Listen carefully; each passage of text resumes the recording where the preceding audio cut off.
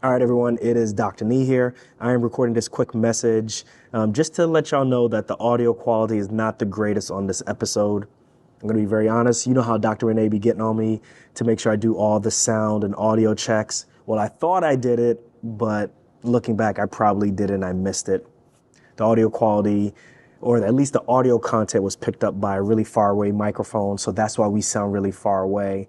It's not the usual quality that you get on a normal Docs Outside the Box episode, but we felt as though the content was still very good. The interaction was so good that I didn't want to scrub this entire episode. So if you can put up with a little bit less than optimal audio quality, I still think that you'll enjoy this episode. And this is something that I think that every graduate should definitely understand and know about what to do with their money when they finish whatever program that they're in and they're going into their first job. So once again, I apologize for the audio quality, but the content is fire.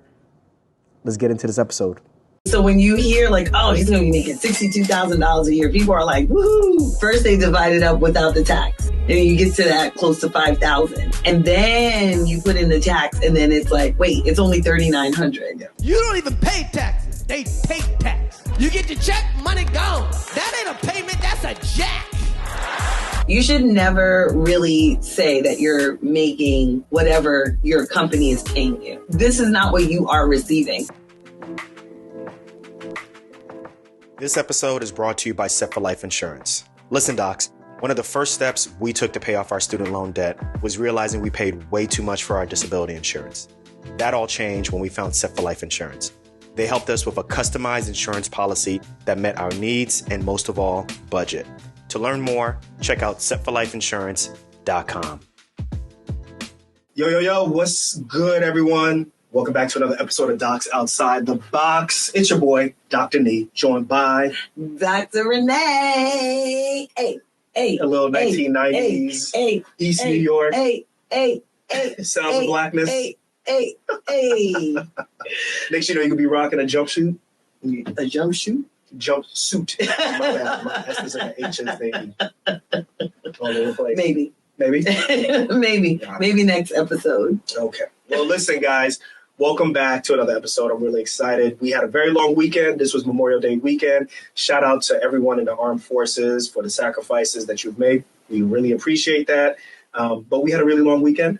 We did. And started on Wednesday. Kids got out of school early, and we've been trying to make it work since then. Yep. And not pull all of our hairs out. And now we are here recording with you. Today is May. What's today's date? 30th. May 30th. Yep. And we are recording. We got some stuff to talk about. We do. But first, shout out to everyone who's watching us on YouTube. We appreciate you. If you're listening to us on whatever app you're using for the audio experience, we always appreciate you.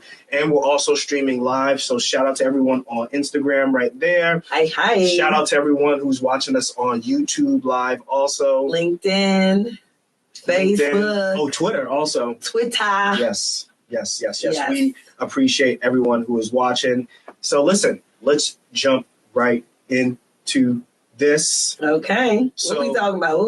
We got multiple things that we're going to talk about, but most importantly, the residents at Elmhurst Hospital. Oh, yes. Last week, they went on strike. Looks like they only went on strike for like 2 days. 2 or 3 days, yeah. And that was it. They were able to reach, whatever things that they wanted to reach. They were able to, get to an understanding with the hospital system, so they are not striking anymore. Right.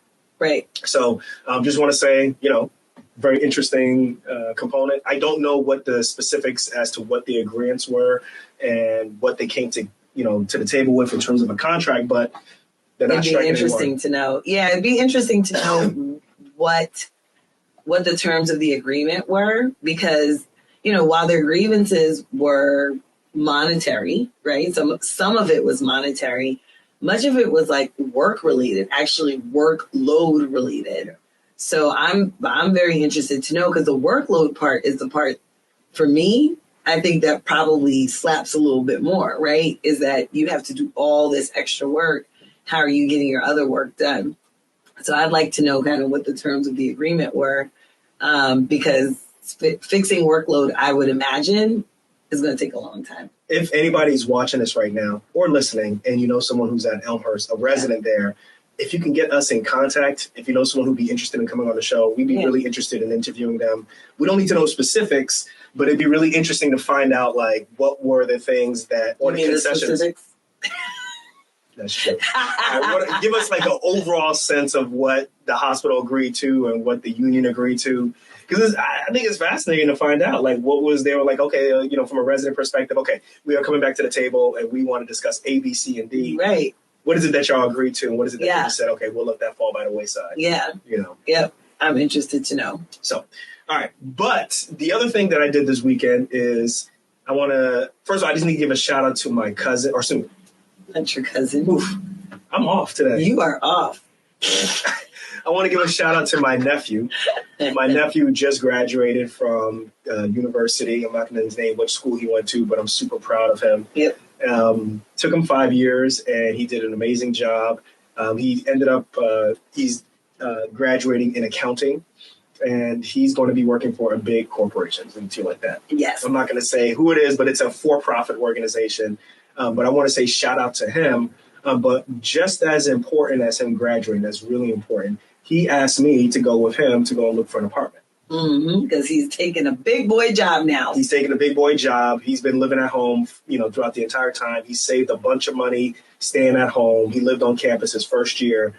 So the expenses that would go into room and board, he didn't have to worry about. Right. And as a matter of fact, he's graduating with only $12,000 of student loan debt. Woo! After 5 years of college, only $12,000 student loan debt, only at 5%. So I'm pretty proud of him. There was a lot of financial aid that he qualified for. So that's really smart. So this job is going to be in Maryland, right at the border between Maryland and Delaware. Right. It's a big job. It's a big jump up.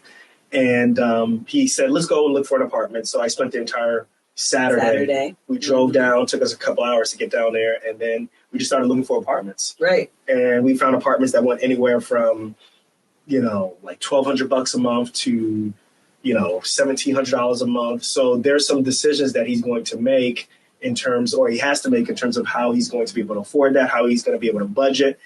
And, he wasn't sure what he was going to be able to afford. All he has basically is just a contract and an offer from this company that says, this is what your salary is going to be. He's going to be making $62,000 a year. Right. Right. Right. And the reason we're talking about this, and, as I was driving with him, I was like, he's be getting paid similar to what medical residents who graduate or medical students who graduate into residence, and they're going to be residents.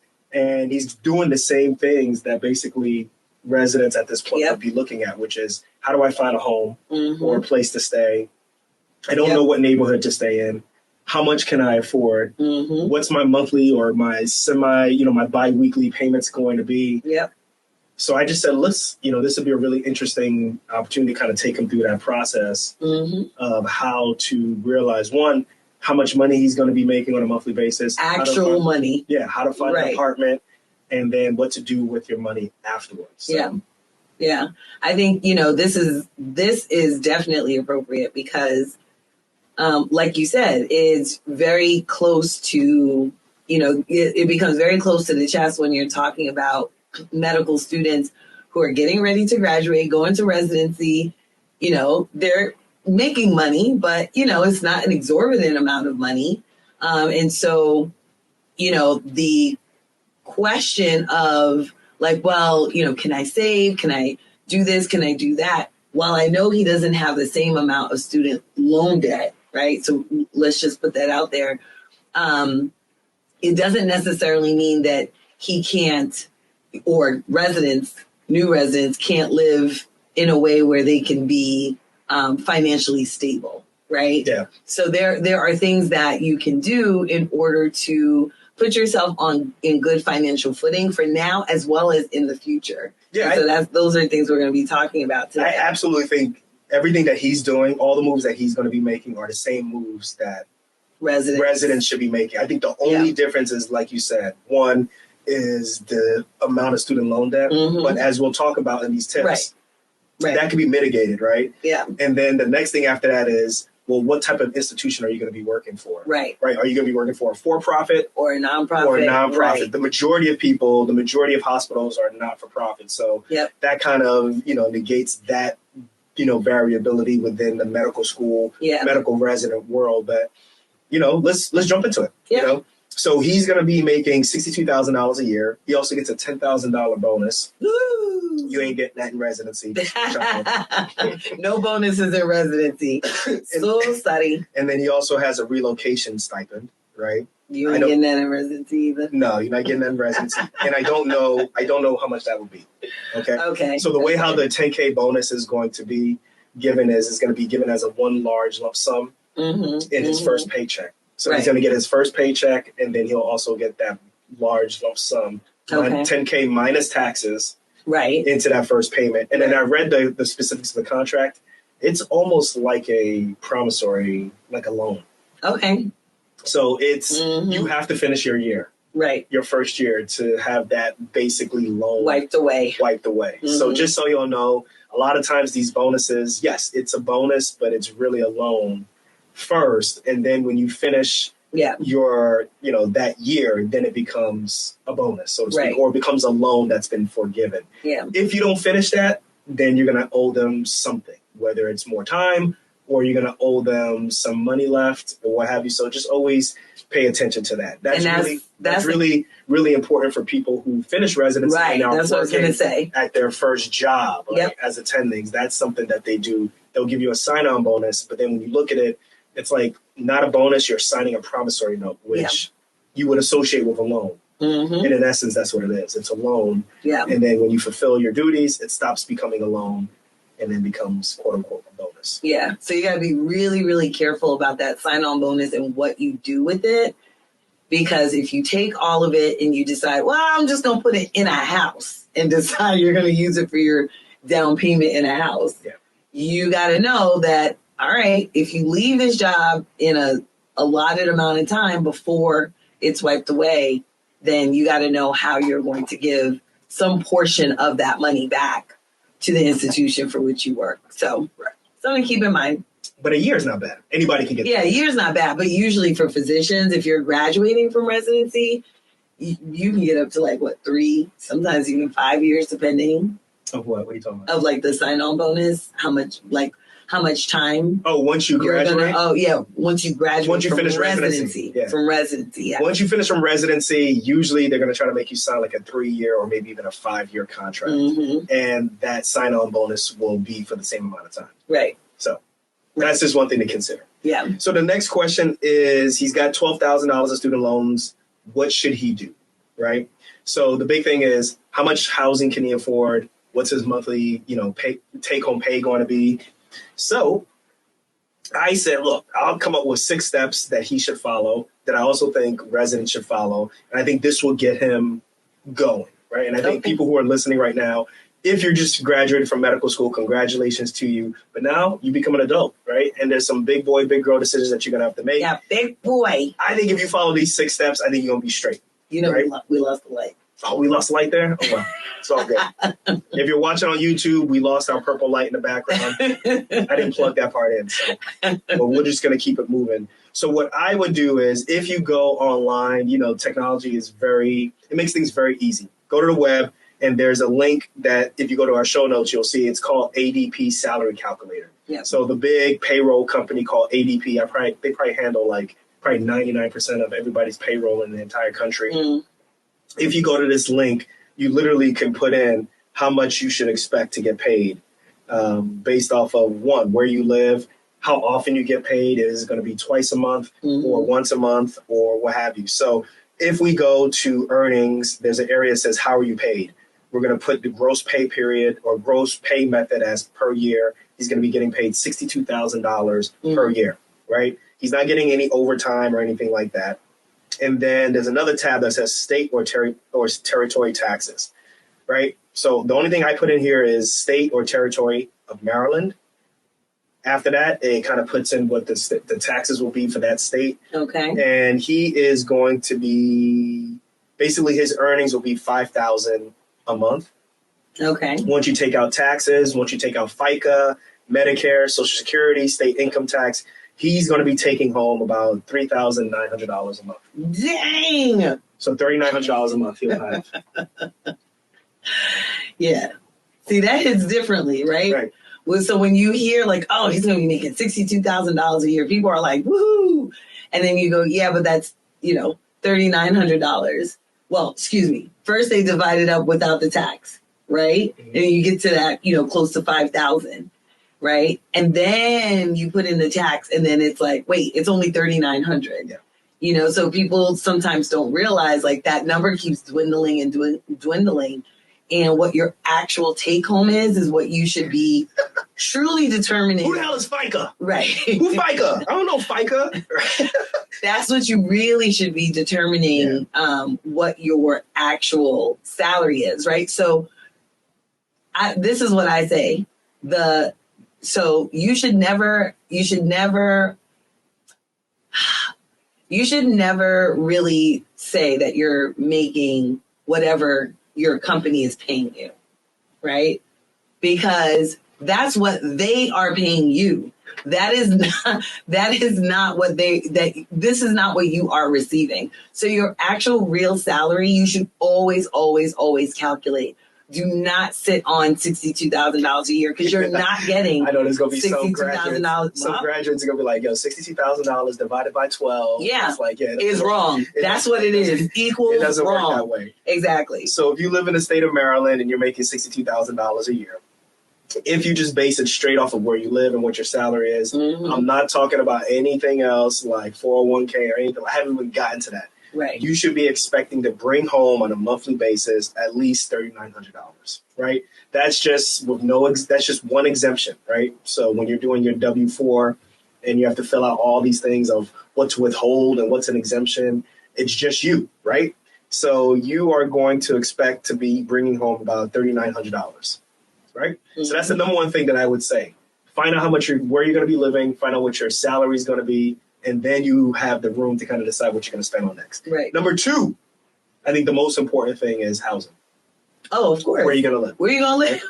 And the caveat is where you're going to live and how much should you spend out of that $3,900? How much should you spend on housing?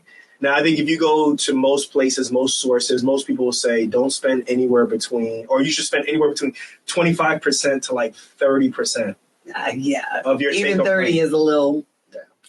But I'm just saying 25 to 30% of your take-home pay should be involved with housing, right? Yeah. Now, whether that's just your rent and like your utilities, or is just your rent, I don't know. You're going to have to figure that out. But I think once you get past 25%, I don't know. Yeah, you're getting into kind of choppy waters because the reality is, you want to be able to keep your expenses as low as possible, including your housing as low as possible, because you don't want to live in a place that you literally just cannot afford to live in.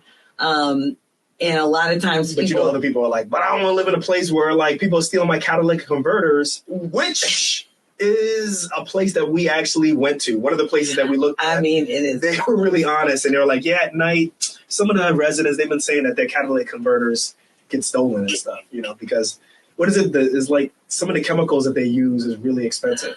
So if you sell on the black market, you get a lot of money on it. Yeah. So, a lot of times people aren't doing the actual math, right? So they look at $3,900 and then there's an apartment, for like $2,500 that they really like. And they're like, well, I'm making $3,900. I can afford this $2,500 apartment. It's like, do not. It's not going to work because you have other things that you need to pay for.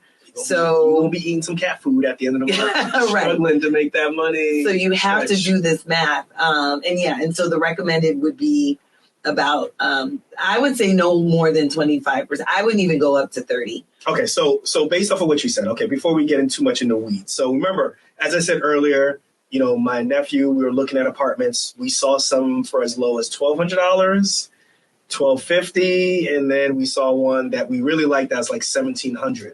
Mm-hmm. So I went ahead and did the calculation. I'm going to be very honest. The one that was $1,700 is only 7 minutes away from his new job. Mm-hmm. It's in a nice neighborhood. I wouldn't say it's walkable, but there's a Walmart that's like, 5-minute drive away. It's not far at all. The one that's $1,200, that is like a 27-minute drive. With your catalytic converter being stolen. so that you can't drive because you ain't got no catalytic converter. That's one of the spots. So one of the spots, yeah, you might get your catalytic converter. But I'm not saying that 1,200 is just that one place. There are multiple spots between 1,200 to 1,300 that were nice. So what was the math? So if you do the 1,250 spot, right, 1,250, and you do the math, that's 32%. Whoa. If you do a $1,700 spot, that's 43%. Whoa.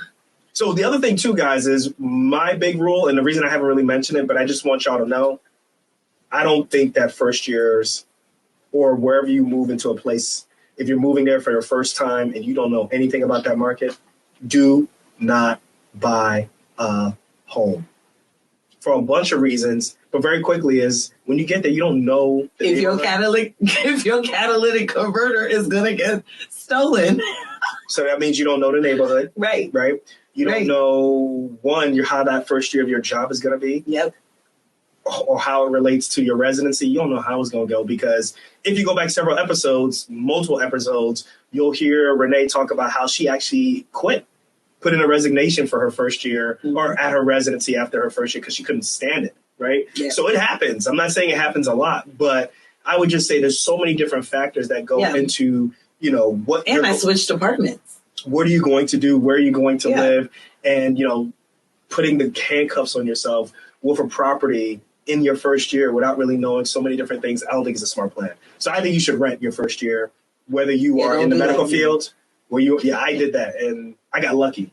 But, it didn't turn out to be the greatest decision. Mm-hmm. So your first year or whether you're working in the medical field or not, I would definitely say don't buy. I would just say rent. Unless you know the neighborhood really well. Right. If you know the neighborhood, then it's a no-brainer, right? Like if it's someplace that you're from, you've lived there, then that's a no-brainer. But moving to a new place can be very, very tricky.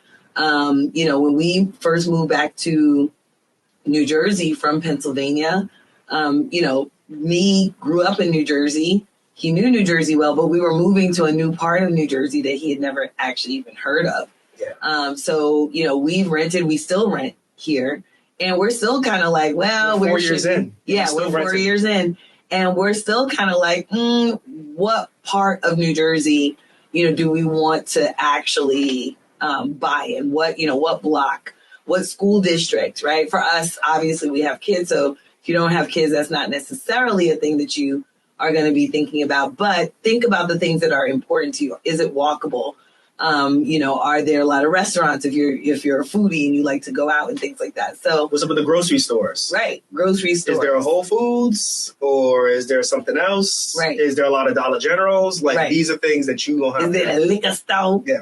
Yeah. Is there bike routes? Can you bike to work? There's so many different factors that you should be really paying attention to during that first year that if you're not familiar with that neighborhood, you won't know. Right. And you're going to find out in your first year if you don't like that neighborhood, but if you handcuff yourself to a house, you're going to have a problem. So back to the percentages. Okay, 32%, 43%. That's still, I think 1,200 to 1,700, that's a big, wide, so first of all, just in general, post-pandemic, rent prices have gone up also. So remember, guys, what we're talking about, don't go past 25%. This is a rule of thumb. Right. But if the standard of how things are going right now with rent prices are going up, that's just the way how it is going to be. Yep. You're going to have to make it work. You may have to give more for rent, but you may have to take away from your discretionary spending, going out to the club, buying Jordans, you know how it goes. All those different things you may have to take away from that.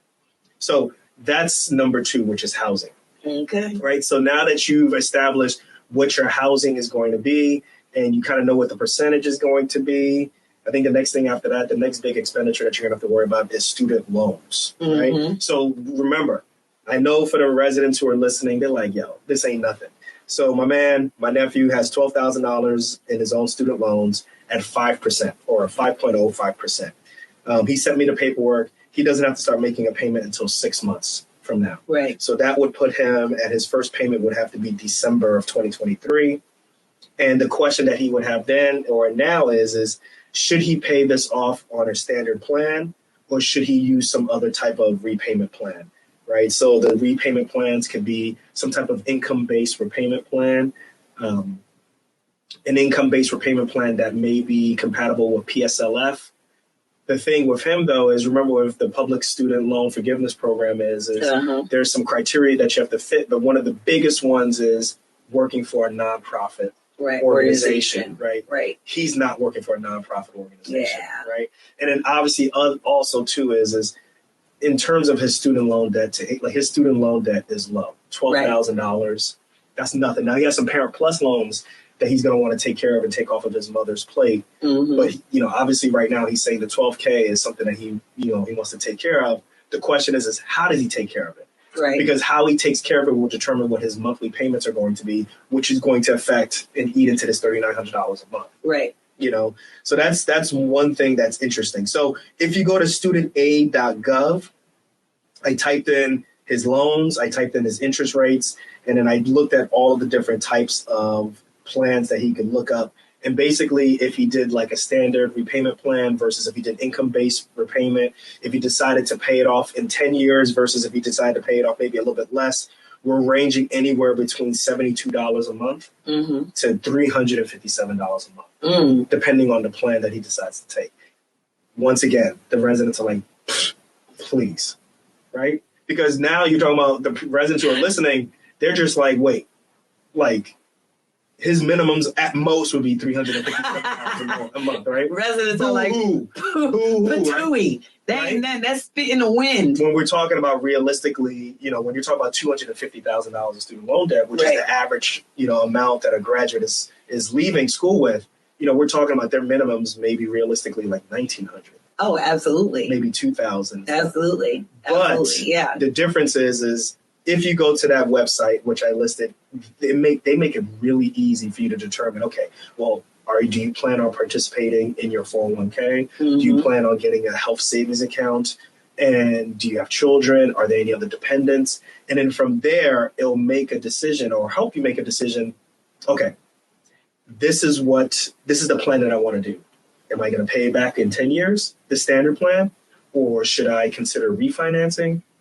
Or should I do something that's based off of my income and it may be even less than 10 years, which would mean you'd have a higher monthly payment? Right. Or do I kind of just hold off right now? Or based off of my current situation, does it dramatically decrease my monthly payment? Right. But at least you're working with some hard numbers. Yeah. Okay? And I think that's the mistake that many of us make, right? Is that we're not necessarily working with hard numbers, right? We're kind of doing this mental math in our heads, and you're like, I'm the king of that. I can afford that, right? So, for example, you're like, oh, well, if I get a $2,500 apartment, I'm making $3,900. I can afford that, right? That leave me about $1,400. I should be able to make that. Yeah, I should be able to make that. And then you're like, oh, the student loan payments are, let's say it's $800 a month. Oh, well, I make $3,900. I can afford that. Then your lights, your utilities, your X, Y, and Z comes up, let's say, to $150 a month. Well, I make $3,900. I'm like, how many times are you going to make this $3,900 go around? Because when at first you had $3,900, but as soon as you got that apartment, you don't have $3,900 hold on, but he is in deferment until December. I get it. So he's got like 6 months grace to do to build up for this case. But once they release them and that coupon book comes, it's over. It's over for you bitches. Like, so how many pages in this coupon book? Shit. So, but the thing is, a lot of times we're not doing the math. We stick to that large number, and we think that every single thing can come out of that large number because we're not actually doing the math. And so we got to remember, you have to do the math because loan companies doing the math. Everybody's doing the math. If you are the only one that's not doing math, you're the only one that's going to suffer. Hey guys, and for the record, truth be told, we pulling that stuff out there. I ain't do the math either. Oh okay? No, I definitely did not do the math, and that was my biggest mistake, man. I was doing mental math. I was like, yo, when is this money coming in? I got this money, I got this house, I got this, I got that. I'm doing all right. I'm gonna be all right. Yo, the biggest mistakes. Right. I finished residency. I had no money saved. I had no money invested. It was a mess. Yeah. So I'm telling you out of experience, I wish someone sat me down and said, young fella, young blood, listen, this is how you do it. So that's the reason why we pass it on as knowledge to you. Like we we messed up so that y'all can live and be all right. So we got some questions. Well, we got a question here. But hold on. How about we move on to number 4 real quick, because that's a quick one. Okay. So I think, remember, so the top number 1 is figure out how much you're gonna get paid a month. So we already established that my nephew's gonna be paid $3,900 a month.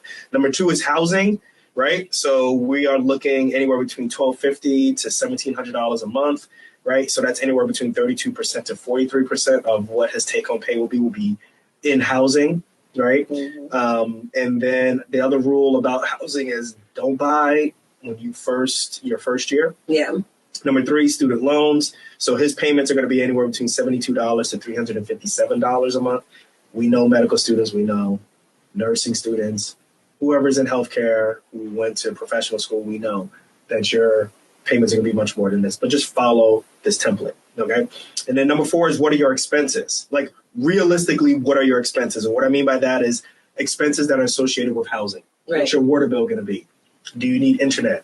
And yes, you're going to need internet, right? Right. Because you're going to have to do some papers. You're going to have to be able to communicate with people. You're going to not want to have to go to, Kinko's to, write emails to people and stuff like that. All right. Does Kinko's even exist anymore? No, they don't exist. Okay. I'm like, that's how old we are. But you are. Kinko's. Who says Kinko's? Listen, Dr. Xerox. Anyway, whatever. Now I lost your question. It's on here somewhere. So that is one of the things that you're going to consider. What are the expenses that are associated with your housing? Food, right? It's important that you got to eat something, right? Yeah.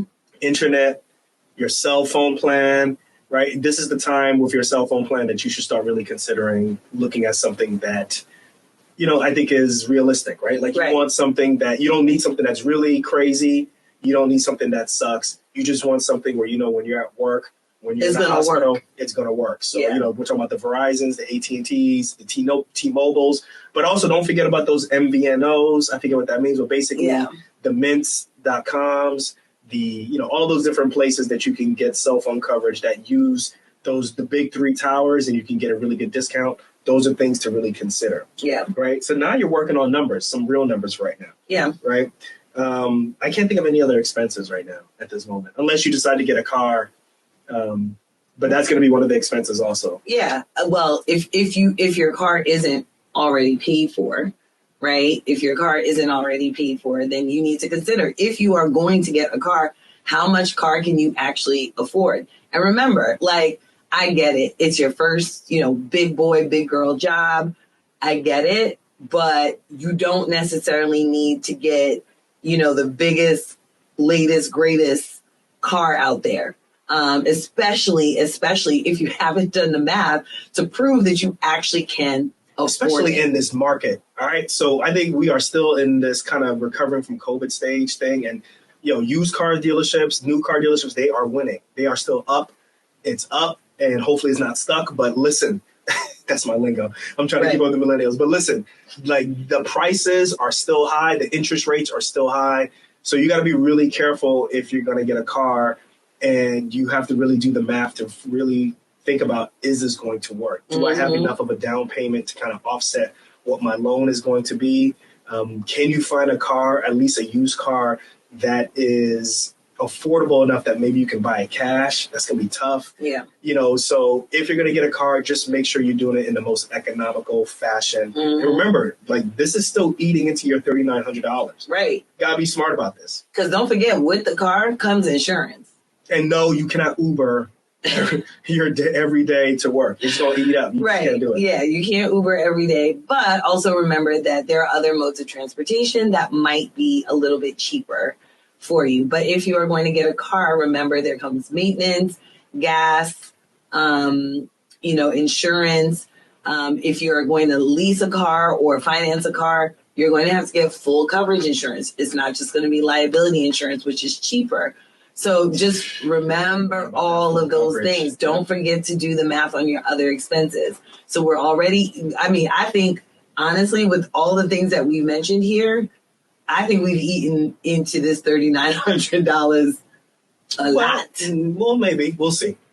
So that leads to, you want to do the question first or go into number 5? Yeah, let's do the question and then we'll take a break. Sure. And then we'll do that. So, okay. So is it Rowan 3? Is that what that says? I can't really Rowan 3.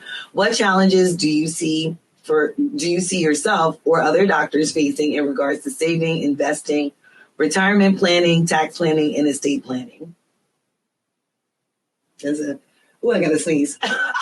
That's a big question. That seems like that's someone who's a, what do you call it? Who's a financial advisor.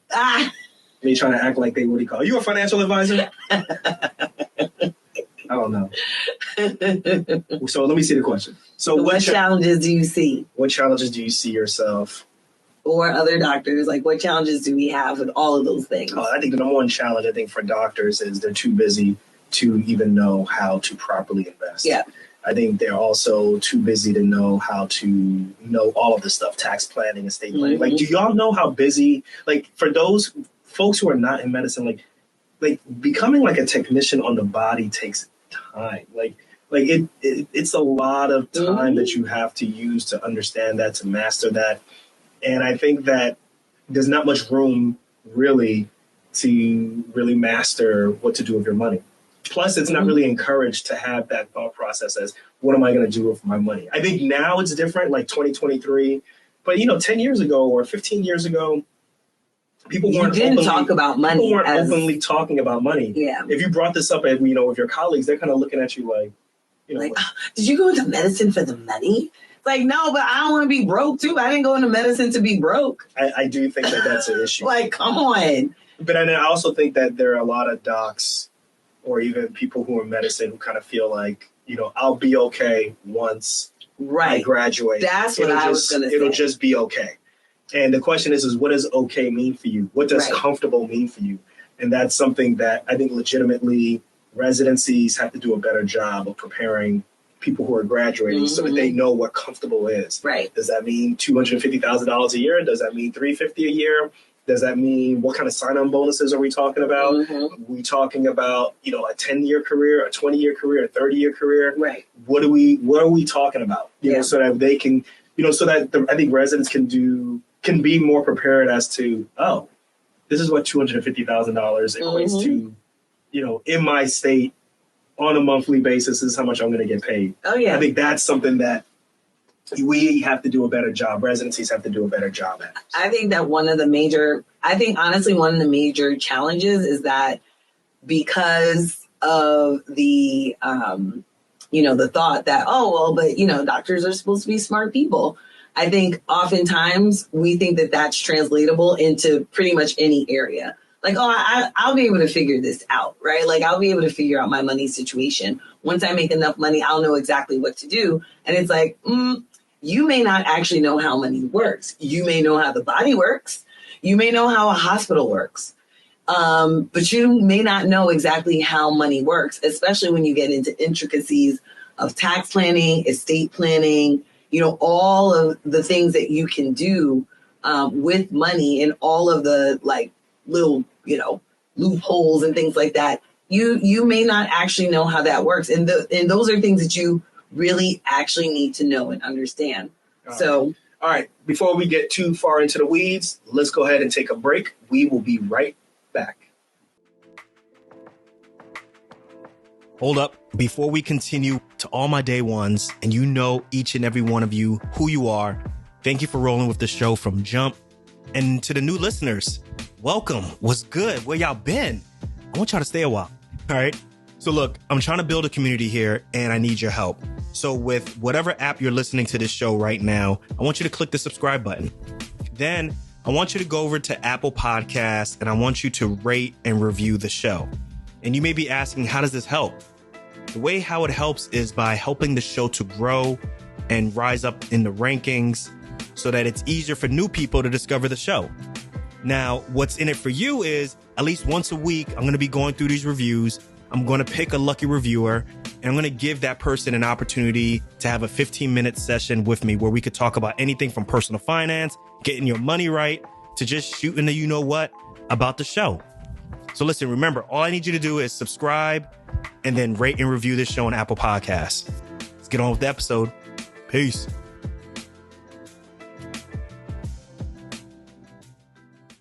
All right, we are back, and your boy had to go to the bathroom, so I'm going to be honest with you. Had to go to the bathroom, but I am back. During the break. So we are at number 5 right now, and I think people are going to be like, there's not enough money to do this, but I think this is really important, whether you are in your first year of residency or your last year of residency or you just are starting a job.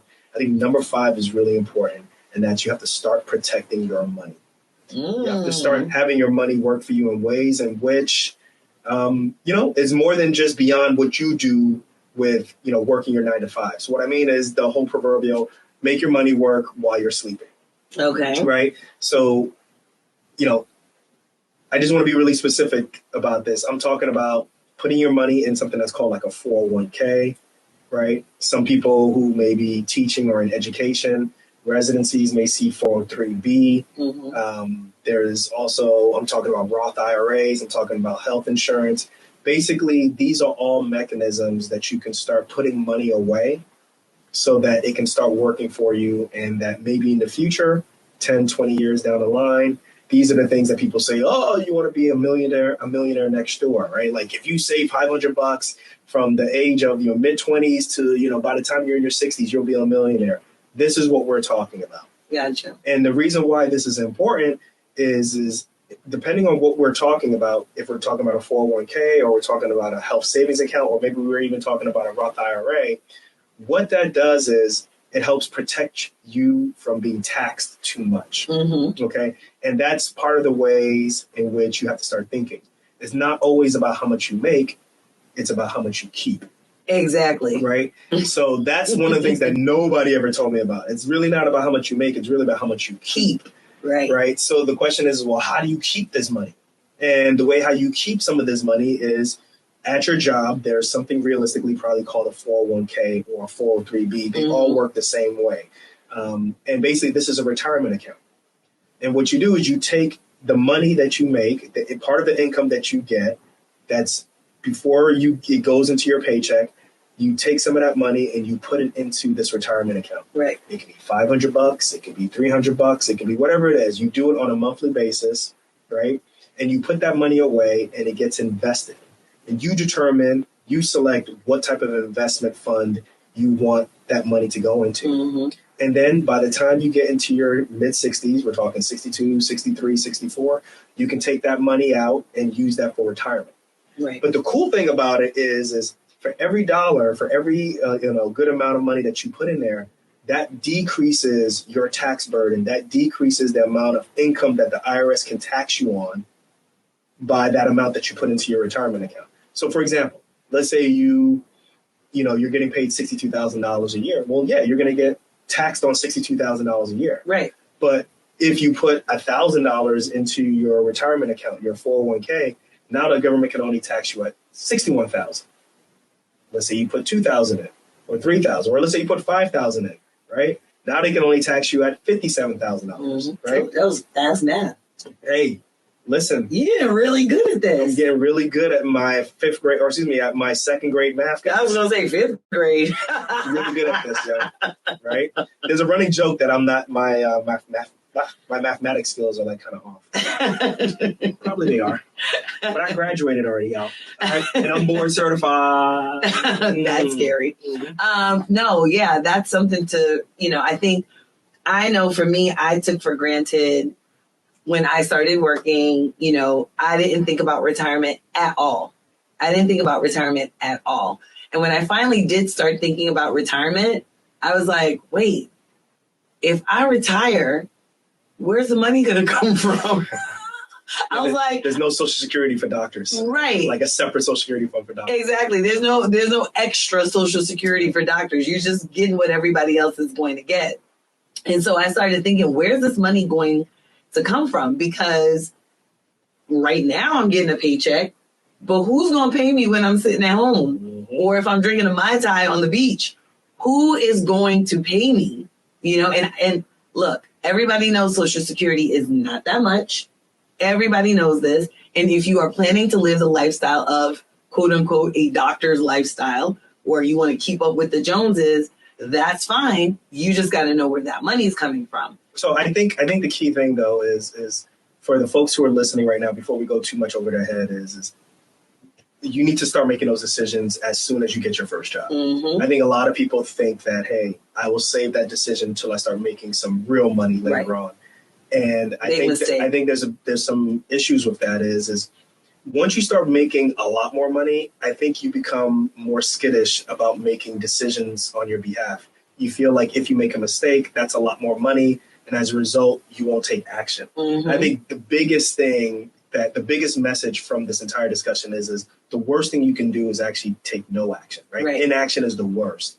So you might as well, when the stakes are quote unquote lower, when you are, making, this is your first job, this is when you're making, less than six figures, mm-hmm. start making some investments, start making some moves with your money that by the time you start making the big time money, right, or what you can perceive to be big time money, you've already started making those decisions already, mm-hmm. right? So that's where I look at it. And then the earlier you start, the easier it is, the quicker it is. This is compound interest, right? The easier it is when you get into your 40s and 50s mm-hmm. to be like, oh, wow, I'm glad that in my 20s I made those decisions, or in my 30s I made the decisions to start, investing a while ago. And now I have, this money that's just kind of, it's compounding, and like it's almost like it's its own machine and stuff, right? I think that's the best way to look at it. Yeah, I look at it. So I often will tell the pre-meds that I work with that there's nothing in medicine that you can't relate to anything else in real life. And so what does that mean in this case? So personal finance is really about muscle memory. Like, it's about muscle memory. If you do it enough, you will just learn how to do it, right? So when you are, let's say, a medical student, you're in your third year, go to your surgery rotation, they're not going to tell you, okay, take out this appendix. Like, that's not how that works, right? One of the first things they're going to tell you is go into the call room and start tying. Don't come with these one-handed ties. Right. I want you to do a two-handed tie, right. And I want you to do that first. If you come into my OR, you start throwing one-handed ties, you're going to probably get kicked out. So throw those two-handed ties first. You start there. Once you throw the two-handed ties, now you can move on to one-handed. You have to understand all of the different steps and all of the different things that you need to do in order to get to the OR, through the surgery, after the OR, post-op, all of these things. But if you don't do it, if you're like, I'm going to shy away from this, I'm not going to really partake in it, I'm not going to do these things during my rotation, if you decide that you're going to go to a surgical residency, you're going to have a problem, because they're going to expect that you have a certain level of skill by the time you get there, right? Now, if you go into your surgical residency and you decide, I'm going to stay away as much as possible, I'm not going to do it, when you graduate, if you graduate, and now you're out on your own, if you don't know how to do it, when was the time for you to learn? The time for you to learn was when you had the least amount of skill, not when you were supposed to have the most amount of skill. So you don't wait until you have the least amount of money to say, well, I'm not going to do anything, and then say, well, when I have the most amount of money is when I'm going to start doing things. No, you won't, because you didn't do it when you had the least amount of money. You should start there. That's when you should start. So I wish somebody had told me that. I would say, sometimes people will look at these funds in your 401k and they're like, I don't know what to invest in. I'll just be very simple. For the sake of this podcast, wherever you're watching, just look at a target fund, right? Mm-hmm. A target fund basically is a fund that you put your money into, and usually the target fund has a year. That year is the year that you're supposed to retire. Mm-hmm. And from the time you start working till the time you retire on that year, on that target date, that fund will automatically start changing how much stocks are in that versus bonds. And it'll start automatically, gauging and changing it for you. And by the time you reach that year, right, it's already optimized for someone at that age. So you don't have to do that much work. Right. Remember, the key thing here, y'all, is inaction is not an option. Right? Take action. Like, we can go into the depths and go over people's heads and talk about large cap, mid cap, and small cap. Which you've done before. Right. But that could make people not want to take action. I think the key thing is go in there, find a target date fund, which is a retirement fund, the year that you want to retire, and start putting your money in there. Once you start getting knowledge, once you start realizing what you want to do later on, then you can change it up. Right. And Right. this is as simple also, I just want to say very quickly, this is as simple as when you go and you're doing your orientation for your job, go to your human resources department. They're the ones that are going to help you, because I think a lot of times it does kind of go over people's heads because they're like, well, where am I doing this thing? Just go to the HR lady or man and be like, I want to start a 401k. Help me. And then go from there. That literally is the first step. The other thing you can do also is when you go to your HR man or lady is ask them about the health insurance, right? Yes. So reason why health insurance can help you save some money is depending on if you are healthy and if you are single. Those are the big things. If you are healthy and if you are single, one thing to consider, or if you have a family, you have some dependents and they're healthy, one thing to consider is getting something that's called a high deductible health plan, right? So everybody's going to have the same type of, for the most part,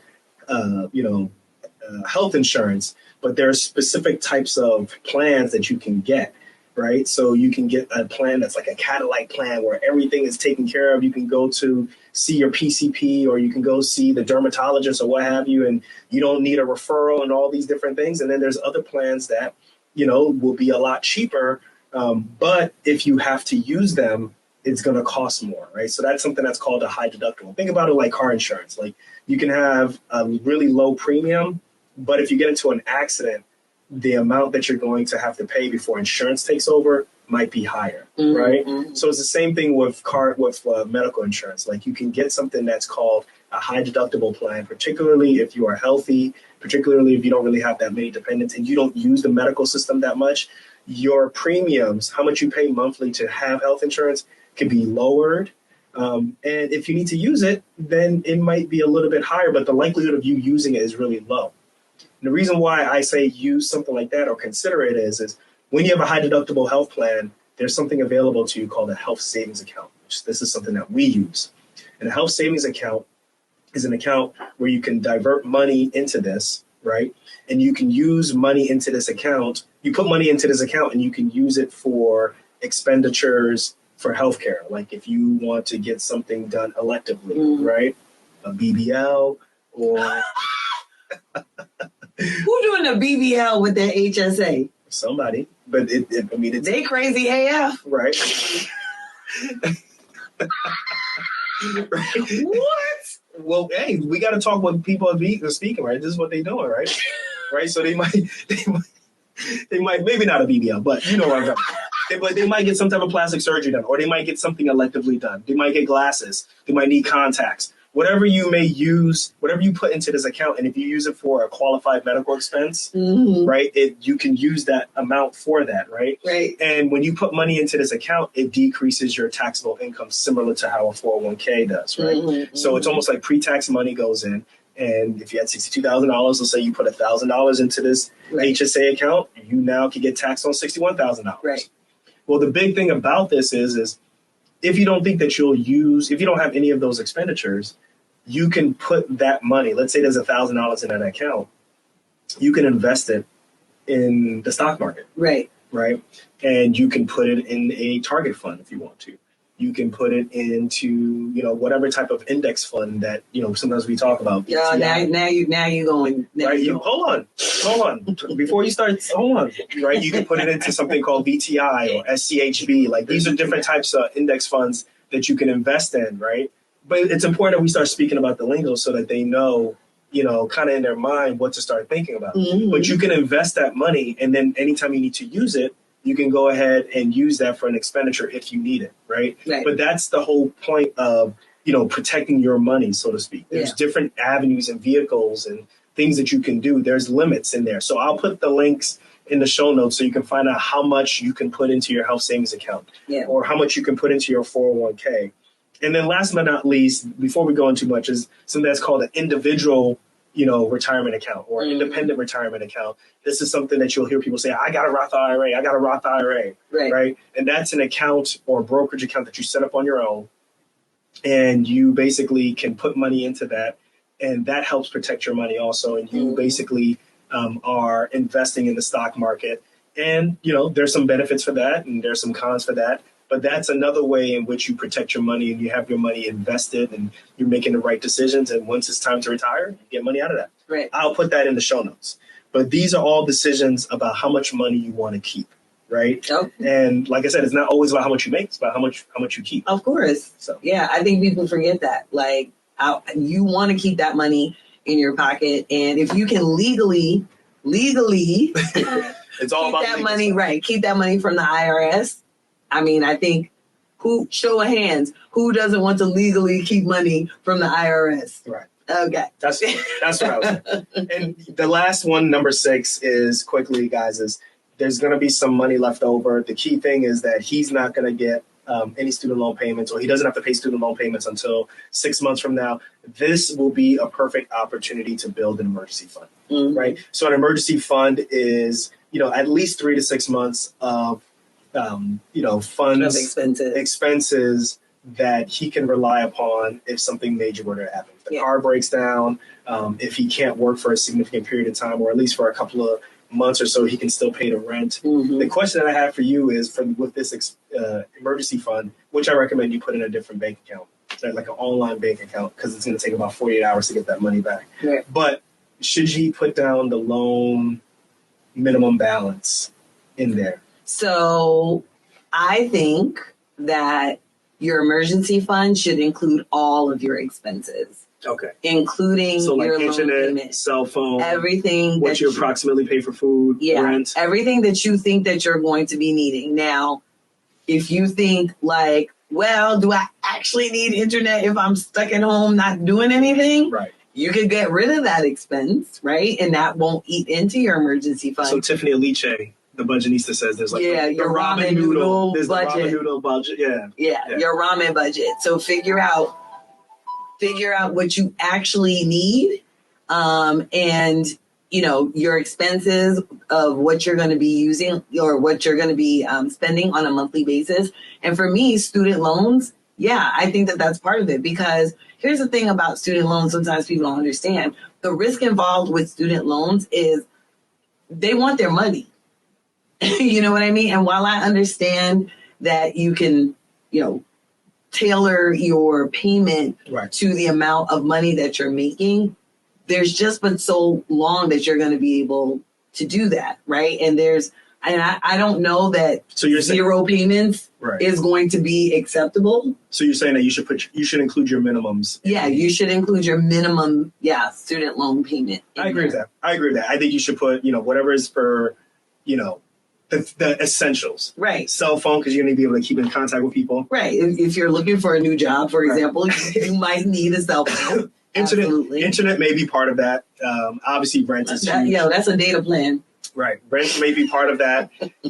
And also your student loan payment. Right. I think those are the big time essentials. Yeah. If you have a car, that should be part of that also. But basically that emergency savings plan, that emergency fund, I think should be anywhere between 3 to 6 months. Yeah. I think it should be on an online savings account, and that should be separate than where you get your normal checking and savings account. Right. So you're not swiping through your emergency fund for some Chipotle. Right.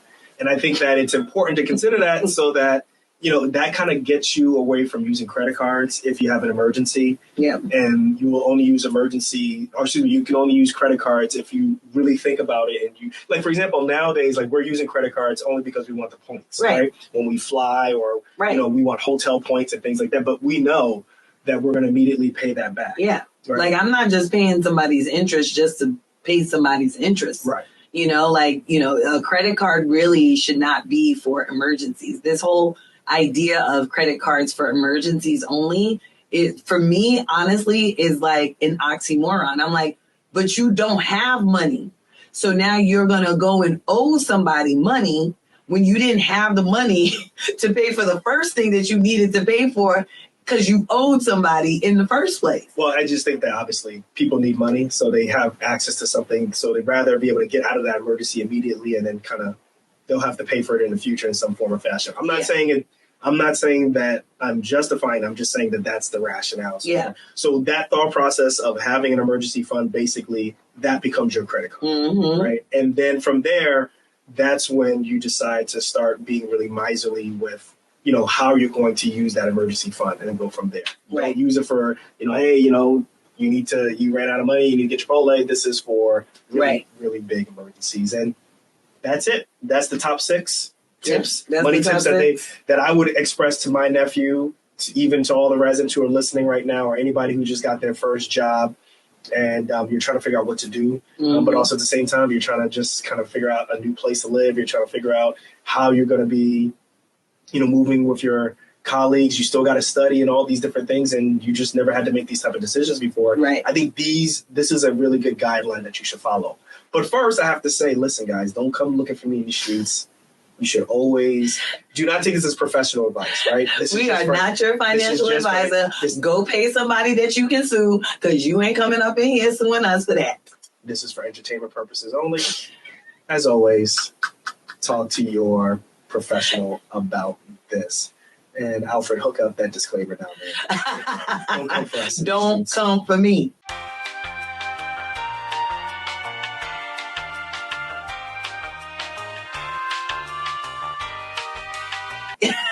So, but yeah, I mean, we can go into the weeds maybe in future episodes, and we will, obviously. But I also have to remember, like, you see all of these people graduating from school now, and I think it's really important to give some advice as to what decisions they should be making, and what they should. And there's some other life advice that I gave them also, which is like, never keep alcohol in your fridge. Yeah. Because I think when you come home, you'll see that alcohol in your fridge, and you'll always drink it, right? So just like, don't keep it in your fridge. Okay. I think it's a bad habit to have. Okay, so no beer. No beer. Or any alcohol. Just don't keep it, especially when you just start out, right? Yeah, because you're lonely. Yeah, he'll be lonely. He'll be lonely. Like, don't start drinking. Yeah, don't start drinking. Yeah. So, well, I mean, I think this was a lot of advice for people. Don't be so overwhelmed by, the amount of, I guess, talking that we did. If you take away one thing, just take away to do the math. Whatever you're doing, do the math. Like, that's the first thing you have to do. It doesn't matter about an emergency fund, about a retirement fund, about all these things that we talked about. If you're not doing the math, to be able to even think about where your money should go. So just always know what your take home pay is going to be, right? We did that number one. That link will be in the notes. Also know what your student loan payments might be. That link is in the notes, so you can figure that out. Remember, look for housing that is anywhere, in that 25% range. I understand that it's, the rental income or the rental market right now is kind of crazy. Tough. Yeah. But, you can make it work. And then get a roommate. And then you can consider getting a roommate. There's some other options that you can consider also. And then remember, guys, like, some of these decisions with your rental or with renting, it's only just for 1 year, or at least until you find something better. The one thing that I did not mention is the place that he's looking at, that's $1,700 a month. If he needed to break the lease, all he has to do is give them 30 days notice and then pay that upcoming month's rent. The reason that's important is, maybe he finds this place is the most comfortable for him at this moment, but maybe the next 3 or 4 months, he finds some place that's a little bit more reasonable. He can break the lease without having to pay for all the several months in advance. And then he can find something that's a little bit more economical too. So that's another reason why I vote possibly for that $1,700 a month, but we'll see. But listen, guys, this is the end of the podcast. We appreciate y'all listening to this show. We appreciate y'all following us on IG, on YouTube Live, and so forth. Yeah. And maybe on a different episode, we'll answer some of these questions for the sake of this episode. Also, we appreciate everyone who is subscribed to us on YouTube, as well as subscribed to us on DSPs. We're talking about Google, Apple Podcasts, Spotify, and so forth. And that's it, man. Subscribe. Catch you guys on the next episode. Deuces. Peace.